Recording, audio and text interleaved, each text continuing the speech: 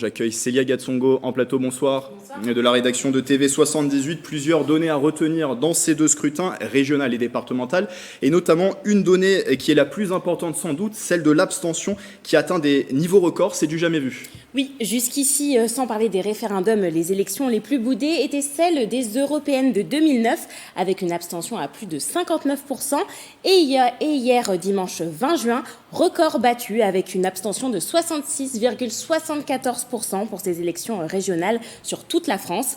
Alors côté départemental, ce n'est pas mieux puisque le taux d'abstention est de 66,39% dans les Yvelines, c'est-à-dire que seulement 33% des Yvelinois sont allés voter. C'est donc une dégringolade par rapport à 2015. Oui, la participation aux élections régionales en 2015 en Île-de-France au premier tour était de 45%. Et pour les élections départementales, même pourcentage, près de 45% des Yvelinois sont allés voter. Avec des disparités par ville, par canton, les votants se font parfois plus rares.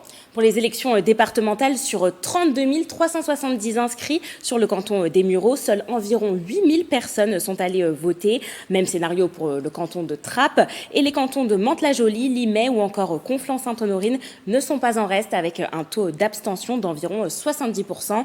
Alors à l'inverse, les cantons versaillais, eux, ont un taux de participation de 39%. Et du coup, comment explique-t-on ce taux d'abstention historiquement haut, du coup ? Eh bien, plusieurs raisons. Tout d'abord, beaucoup de politiques ont avancé l'argument d'un double scrutin. D'avoir deux élections avec des scrutins différents le même jour, c'est pas une bonne idée. Les gens sont un peu perdus, ils comprennent pas quel type d'élection, à quoi ça correspond, vu que les scrutins sont pas de la même façon.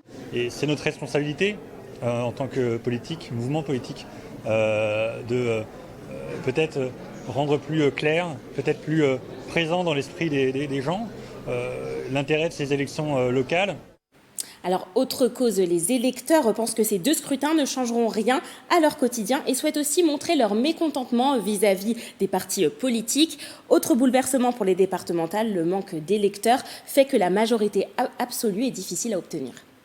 La règle est qu'il faut avoir la majorité absolue, 50% plus une voix, et que ça représente au moins 25% des électeurs du canton. Quand vous avez 30% de participation, pour pouvoir être élu, il faut faire 80% des voix. C'est assez rare, surtout au premier tour. Une dernière information, Célia, la tranche des 18-34 ans a déserté les urnes. C'est le cas de le dire, plus de 8 personnes sur 10 se sont abstenues pour ces élections. Merci Célia pour toutes ces précisions.